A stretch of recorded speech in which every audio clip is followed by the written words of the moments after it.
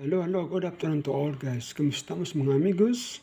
Welcome to my channel for Breaking Balita. So, talakay natin ang Breaking Balita Pilipinas regarding po ito talaga sa paglustay o pagdarambong ng pera. Katulad na itong hindi pa nakakaalam ng what they called confidential fund po, budget. Sino nakaalam? O kung naalam niyo, very good kayo. So, regarding po, uulitin ko ulit yung balita na to dahil malaking pera to. And the former President Duterte po, ang confidential po ay 2.3 billion po. Ganyan po in the previous administration ang confidential fund. So, in the present year, today, na malaki ang confidential fund. Lumala times 2 po dahil 4.5 billion po a year confidential fund ng Marcos Jr. po. Ganyan po kalaki ang pera. Nagpadarambong ng super laki ng confidential fund na what they called gagamitin sa mga agent secret.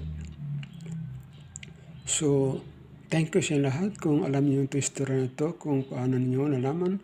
Kung hindi pa ay kailangan mulay kayo. Siyempre, of course, thank you daan to share, to subscribe. Subscribe po sa channel ko po. Dahil malaman po sa iba, at least, of course, kung mayroon akong bagong balita o YouTube, mabigyan ka agad kayo ng notice po from YouTube. Libre po ito. Okay. So, dito tayo sa mga balitang what we call talk show, balitang breaking balita sa Pilipinas po, napakalupit. Makinig po tayo sa what we call kay Kuya Dudes po. Natin to, o lipat na natin. Alam naman natin kung ano yung mga galawan dyan eh. Ba? Kunyari, magpapa-interview. Ano ba nagawa niyo sa Blue Ribbon? Ano ba yung na-imbestigahan niyo doon? Halos wala. O ngayon dito, nakakatawa, pagpapatuloy daw ho nila. Expect ng tao ba ipatawag niyo si Baldo, ipatawag niyo si Pangulo. Yun yung sinasabi ni Saldico. Baka mamaya, iba ipatawag niyo naman, isahin niyo na naman. Kagaya kay Senador Marcoleta, nagsasabi lang ng katotohanan. Ilalabas na yung katotohanan. Ngayon, kinasuhan. Baka mag-content kayo dyan. Ganun ang gawin niyo doon sa mga 18 Marines. Hindi niyo nagustuhan ng sinasabi at mga binibigay na informasyon, ikukulong. Doon na magsisimula ang pagkikisa, sabi ni Aling de Mesa. Yung sinasabi, ang gusto lang naman ng yung Senate majority, matakpan yung flood control, no? Tapos ngayon, may impeachment pa, naku, makakalimutan na talaga. Let's address this squarely. That idea or that thought was very, very wrong from the start. Actually, John, we're ready. I mean, we're not hiding anything. Aray ko. If it has to continue the hearing on... Hindi raw nila tinatago ang kung ano-ano. We're not hiding anything. Wala kaming tinatago. Yan ang kanyang banat. Pero, tayong mama maging Blue Ribbon. Pero kasama ho ang pangalan, Yun ang sabi ng APC. Hindi ho ito pinasok lang. Bagkus alam ang mga detalye kung ilang maleta. 18 Mariso, nagbulgar niya. So ngayon, kailangan nilang imbestigahan. Ang tanong dito, sino ho ang i-interviewin nyo? Sino ang iimbestigahan nyo? Sino-sino ang ipapatawag nyo? Pwede ho bang ipatawag nyo yung unang kinanta ni Diskaya? Yung mga congressman na yun? Pwede ho ba? Pwede ho bang ipatawag nyo itong si Martin at yung kanyang sanpit?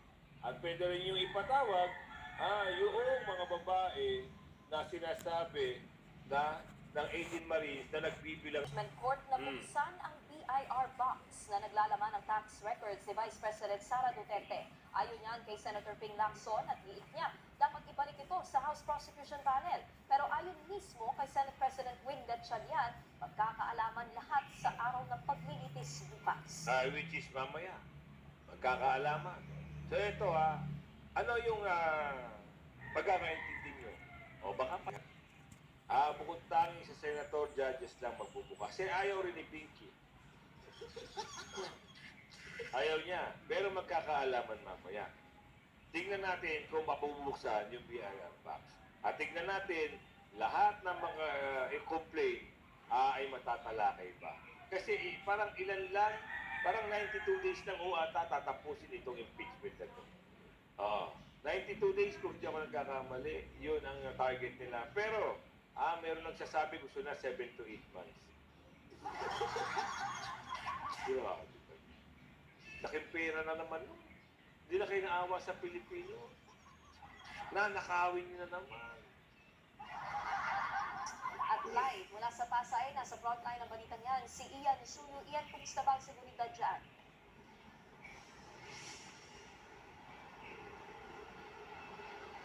Niki, nakatakda na ngang magtaas sa full alert status ang NCRPO dahil napipinto na nga yung pagsisimula ng impeachment trial ni VP Sara Duterte bukas. At dahil dyan, naghihigpit na rin ng seguridad dito sa perimeter ng Senate compound. At ang isa pang issue na inaabangang masagot bukas ay yung may kaugnayan sa tila Pandora's box na BIR box ni VP Sara at ng kanyang asawa na si Atty. ng tax records ni Vice President Sara Duterte at kanyang asawa si Atty. Nancy Abdo. Isa kasi yan sa inaasahang tatalakayin sa unang araw ng impeachment trial ni VP Sara bukas. Pero ayon kay Senator Ping Lacson, ibabalik nila sa House Prosecution Team ang naturang box dahil anya labag sa batas kung pananatilihin itong nasa kustodiya ng Senado. Yan daw ang napag-usapan sa kanilang caucus noong Biyernes. Yan na. Yan ang sinasabi ko. Diba? Magtuturuan na sila dito. Pero which is okay kung hindi buksan ang BIR box. Ano mangyayari? Wala silang ebidensya. Oo, kasi yung niyayabang nito mga taga-kamara na to, ito daw BIR box ang maghahatol kay VP Sara kung nandarambong daw siya at kumamal-kamal ng mga bilyones. What? Ang galing ng mga paandar nyo. Ay, nako, nagkamali tayo. Ito. Usapin ng isomanong impeachment complaint laban kay Ombudsman Jesus Crispin Remulla. Kasunod yan ng paghain ng plunder case laban kay Senador Dante Marcoleta at pagpursige umano sa mga kaso laban sa pinaguriang contractors. Narito ang agenda weekend report ni John Manalo. Sa kabila ng ulat na mayroong umanong ikinakasang impeachment complaint laban kay Ombudsman Jesus Crispin Remulla sa Kamara, wala raw maririnig ang tingnan mga mabatas tungkol dito. Isa na riyan si Ag Teachers Portals Representative Antonio Digno. Naka-break tayo ngayon, so wala naman tayong nasa-send so far na ganyan.